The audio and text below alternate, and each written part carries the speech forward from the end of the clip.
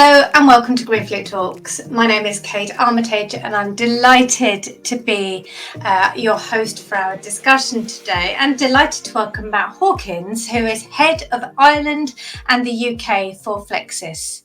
Good morning, Matt. Good morning, Kate. Thanks. Nice to meet you. It's the first time we've spoken. Yeah. I must admit, I'm very interested to learn a bit more about Flexis. I would say they're the new kid on the block, but in fact, they've got some very big names behind them, haven't they? Why don't you tell us a bit more about the company? Yeah, thanks, Kate. So Flexis has been around for coming up to 18 months now, but a lot of people won't have heard of us yet because we aren't actually on the market. We haven't started selling any products. But we are an OEM. We've been set up specifically to meet the demands and the needs of primarily the logistics sector. We, as you rightly say, we have some big backers out there. So our three major shareholders are Renault Group, Volvo Group, and CMA CGM, who are naturally all huge names within motoring circles and commercial vehicles, but also CMA CGM are a huge name in the shipping world as well, in logistics.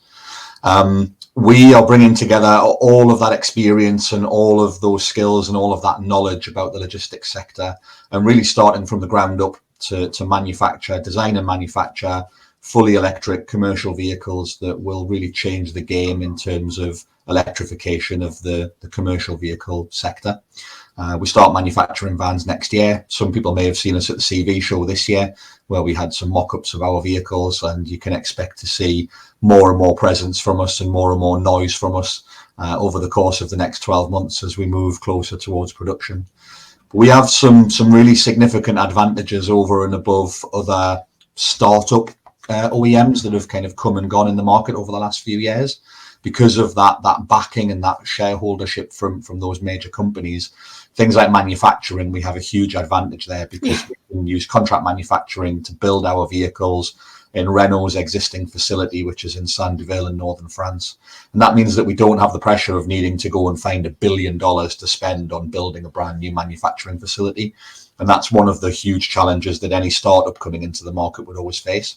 So we really have a lot of the advantages of being able to be agile and being able to be innovative and be able to be really genuinely customer centric that you would associate with a startup, but without any of the real challenges associated with scaling up manufacturing. We have that scale already from day one.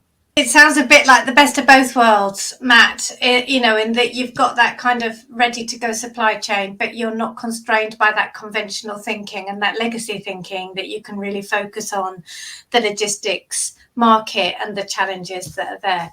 100%. I mean, not having those challenges in scaling is something that no other startups really been able to demonstrate, and it's always one of the biggest barriers to being able to get a product off the ground. So we have huge advantages in that space, and that means that we can go to customers confident about our manufacturing capability, confident about our financial standing, and confident about the way that we're going to be able to meet the needs of those customers, whilst at the same time being able to do co-development and co-construction, really approach the market in a very different way to a traditional legacy OEM, because we are going to be working direct with consumers. So we don't have a dealer network that needs to bridge the gap between the OEM and the customer. We can have those direct conversations. And that means we can really get into the nitty gritty of exactly what fleets need. We can work with them on all levels. So we're not just about manufacturing vans. We're about helping with charging infrastructure. We're about helping with connected vehicle data and fleet management services. We're all about maximizing uptime, which is a huge factor, particularly for logistics fleets, where any minute that vehicle is off the road, it's costing that operator money. So for us to be able to give a 999 service to any downtime event is hugely beneficial to a logistics fleet. And that's what we're here to do. And you kind of touched on it a bit there, but these kind of pain points that logistics fleets are facing, particularly in urban areas. So what are the challenges that you're addressing? Well, I mean, first of all, there's probably more challenges than you might initially think when you think about operating a fleet in an urban area. The need to be cleaner is obviously of growing importance because there's all the political and regulatory pressure around things like low emission zones, which are starting to appear in more and more cities. You've got the zero emission vehicle mandate that's starting to apply to commercial vehicles, and is starting to kind of rear its head on the horizon, and it will start to affect OEMs more as we go through the next 10 years. But then also you've got the retailers and the cargo owners who the delivery companies and the logistics companies are working for. They've got an increasing need to reduce their scope 3 carbon emissions, and that they are therefore starting to put more pressures on carriers through the tenders that they release and the suppliers that they choose to work with. That need to be cleaner is more and more important for them. But also there's an increased focus from the public on image and on air quality. Customers out there are more and more conscious about those kind of factors, and they want to know that logistics firms and indeed all fleets are addressing that. Now, electrification is a really obvious change that can be made, and it's an absolutely necessary one. I think the logistics industry has already kind of made that decision and made that realization that, particularly for last mile delivery, battery electric vehicles are the future. That there is no other technology that fits the same, ticks the same boxes when it comes to being able to be zero emissions out of the vehicle, and meets the range and the payload requirements. But the product needs to move on to the next generation from where it has been currently. I talk quite regularly about the fact that commercial vehicles represent just 13% of vehicles that are on the road, but they're actually responsible for over 30% of emissions. Yeah. So electrification has exponential benefits to air quality, and that's actually amplified in urban areas, because operating where there's a huge amount of people by the roadside on a regular basis means that zero emissions is even more beneficial. I think people naturally link the lower cost of electricity compared to fossil fuels to the topic of efficiency.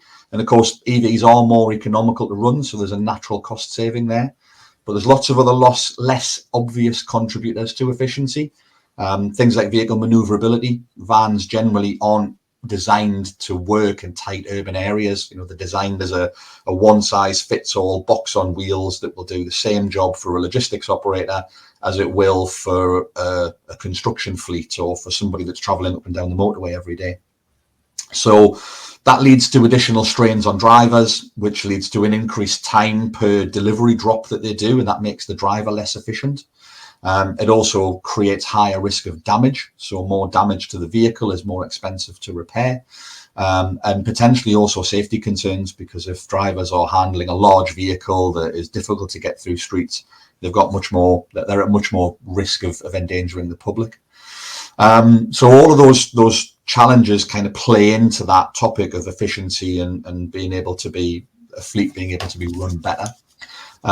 Really, to combat those challenges, companies need to assess lots and lots of different aspects of their fleet, and use a company to help determine which products, systems, and which services will help them get the best efficiency out of their operation. The most effective way to do that is to partner with a provider that offers a whole ecosystem. So rather than just one little part of it and having lots and lots of different suppliers, work with somebody that can get right into the depths of exactly what your business does and how you operate your fleet, and understand where help can be gained at all parts of the journey, a bit like Flexis. Yeah, and Matt, it sounds like, timing is everything, isn't it?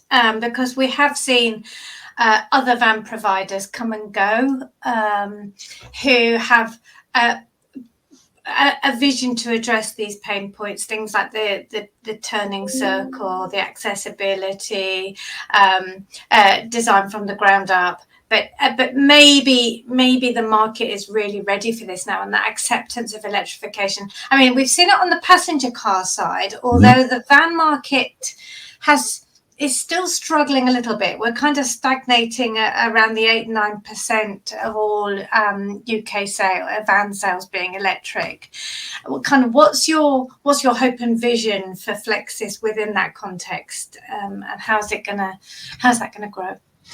So it's interesting. You say stagnation. You talk about the stagnation of the market, but I look at things slightly differently. Actually, when you look at the electric van market this year, it's grown by over 50% year on year versus 2024. Now, granted, that's 50% growth in what is a very small number, but actually in a market that's an overall market that's down by over 11%, I think it's really positive. It shows that things are just starting to move in the right direction. And actually, when you look at where that growth in the electric van sector is coming from, it's coming from the sale of diesel vehicles. So it shows that the market is down overall, but actually it's the diesel sales that are starting to drop now and be replaced by electric van sales. The main contributing factor to why it isn't growing even more quickly, I think, is the limitations of current vehicles that are on the market. We talked about it before, the fact that existing vehicles that are out there aren't designed to be battery electric vehicles from the ground up. That creates operational challenges, it creates engineering challenges, it creates cost challenges. And also there's a lack of proper support around infrastructure. Fleets have found it difficult to install the right type of charging at their depots, and they're not getting consistent information about what to do when they need to charge away from the depot. Schemes like the government's depot charging scheme help, but they really need to start and listen to the industry, because that scheme is far too short term. Not enough fleets are going to be able to benefit from it due to lead times. You know, you're talking about needing to get an application in by November and have infrastructure commissioned by March, or with challenges around DNOs and things like that, it's just not feasible. There's also the age-old conversation about VAT on public charging. I think that needs to be given the focus that it deserves. It's a debate that's been raging for a few years now. And I think lowering the VAT on public charging to 5% will really help fleets to engage, and it will really help fleets that need to charge away from base to just see the benefit of where electrification can come into their operation. Education's a massive part of it. We still see so much misinformation about electric vehicles, and I think that misinformation that has always fueled the passenger car debate is naturally shared in the commercial vehicle world as well. But I think ultimately the main element that's going to stimulate the market and it's going to help to grow the market for electric vans is product that's fit for purpose. You mentioned before, Kate, that we saw it in the car market, which it went in 2019 from 75,000 new car registrations, which was just 3.2% market share, to 178,000 registrations in 2020. That's a 237% increase in the space of 12 months. And that was with the launch of cars like Jaguar's I-Pace, the Audi e-tron and the Tesla Model 3. And they were all designed as electric vehicles from the ground up, rather than being a converted ICE platform. Now, luckily, Flexis, from our point of view, we enter the market in 2026. Our products are all designed to be fully electric from the ground up, and that provides those same type of optimizations in range, in payload, in charging speed, in driver operation, get all of those benefits without the downsides to there being huge cost, huge engineering challenges, and all of the problems that are associated with trying to take an ICE platform and convert it into an ICE vehicle. And that's what most of the vehicles that are currently on the market today are. We're going to shift that. Okay, Matt, I'm gonna ask a difficult question now. I think from all of the GreenFleet talks and all the webinars that we do here at GreenFleet, it's evident that TCO remains a barrier for vans, and it's evident that the constraints on range and payload are a problem. So we've got this kind of three triangle. Is Flexis addressing those things? Is it going to be competitively priced? Will it deliver a TCO? And what kind of range can we expect from the vehicles? So absolutely to all of those points. The way that I would describe the Flexis product is a generational leap forward. If you look at the difference between the car market and those very early EVs that were very expensive, they didn't have the right range, they were slow to charge, there was difficult interoperability because of different charging infrastructures and connectors and all that kind of stuff. And then you had this generational leap forward where suddenly Tesla brought out the Model 3, Polestar launched the Polestar 2, and other legacy manufacturers started to bring vehicles into the market that had the right range, had the right charging speed, were more competitively priced. Flexis is absolutely doing that for the commercial vehicle world. So it's a huge leap forward. Designing the vehicle from the ground up as an electric vehicle means that you can have a skateboard platform that is much easier to engineer. It's much lighter than the equivalent ICE platform that's converted, because you don't need as much steel in it to give it the structural rigidity. That naturally has a weight saving as well as a cost saving. And it just means that everything about the van makes it much more fit for purpose. It means that our products will be competitive price-wise alongside existing vehicles that are out there today, but with significant advantages. You're talking about, range that's going to be up in the 280 miles mark, potentially even more than that. You've got charging speed that's going to be half of what we see in the market today. Our vans will go from 10% to 80% charge in less than 20 minutes. And all of our vehicles will be able to be homologated at 3.5 tons, which is a huge advantage rather than needing to use the 4.25 ton derogation. And we still have over a ton payload in every vehicle that we manufacture. Matt, all of this is music to my ears. It really is. It's genuinely really, really exciting to hear you talk about it. Kind of just one last question in terms of, because you're developing this for the logistics, with logistics at the front of your mind, I'm assuming that it's going to easily integrate, or does it come pre-built with telematics and platform and route optimization, all of those great things? Yeah, it does. I mean, as I said before, we are far more than just an OEM at Flexis. We're here to address that whole market need. So it's not just about an OEM that manufactures vehicles and then the customer needs to get a separate fleet management provider and a separate infrastructure provider. We're here to provide an entire ecosystem for fleets. So we have a very different approach to the market, in so much that we utilize what we call a project sales approach. So essentially, we have specialists within our business in the UK who are specialists in charging and infrastructure and energy. We have specialists in software and services and telematics and route optimizations and connected data. We have specialists in product who can work with converters, or indeed we can even offer factory conversions on our vehicles and deliver a one-stop shop. We can look at finance and insurance, really any area that the customer needs support. We work with them to understand and deep dive into that area of their business. And then we'll create a business case that says, from a timeline point of view, here's when you should start thinking about installing depot charging, or appointing an EMSP provider for public charging, or coming up with a solution for drivers that need to charge away from base.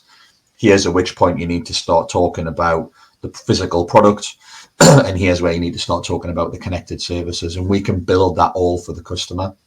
Now, one of the biggest advantages of our vehicles being designed on a software-defined platform is that we can really do anything the customer wants us to do. So if you think about drivers who normally have to operate their day-to-day journey using a handheld device, there are naturally safety concerns about having to work from a mobile phone that's in the window of the vehicle, or potentially even on the passenger seat next to them, and also have a route guidance system on the vehicle screen. We can integrate and operate as app. So if a logistics company has their own driver app, the driver can leave the phone in their pocket and they can get into the vehicle, automatically see all of the information that they would need about their route directly from their carrier, which means they can make changes on the fly if they need to, whatever information you need to provide to the driver. And then when the driver gets out of the vehicle, they use their mobile phone or whatever to take a photograph or get a signature from the customer, and then they can jump straight back into the van and carry on. There's also other physical optimizations. If you think about the physical strain on drivers when it comes to the kind of physical demands of getting in and out of a vehicle 100 to 150 times a day, even operations like having to remember to pull the handbrake on, turn the engine off, put the hazard lights on, make sure that all the other doors are locked, the safety concerns of having to get out and pick your parcels. We've got a single button in our step-in van, which we call the delivery button, and the customer can literally configure that button to do whatever they want. So the driver can pull up at the stop, press that one button, all of the operation of locking the doors and putting warning lights on and putting handbrakes on and immobilizing the motor, that's all done at the push of a single button. And then the driver can obviously save a significant amount of time per delivery drop, but also save a lot of that mental stress that they would normally have to think about. That's all part of the connected services. Brilliant, brilliant. We also All you need now is a drone to fly out the back of the van and deliver the parcel to the front door, and job's done. exactly. Yeah. Brilliant. Matt, it's been a pleasure talking to you today. Thank you very much for really lifting the lid on Flexis and this really exciting, game-changing vehicle that's coming to market. No, thank you. It's a pleasure. Thank you. And thank you, of course, to Flexis for joining GreenFleet Talks. That is about all we've got time for today, but tune in to GreenFleet Television again soon.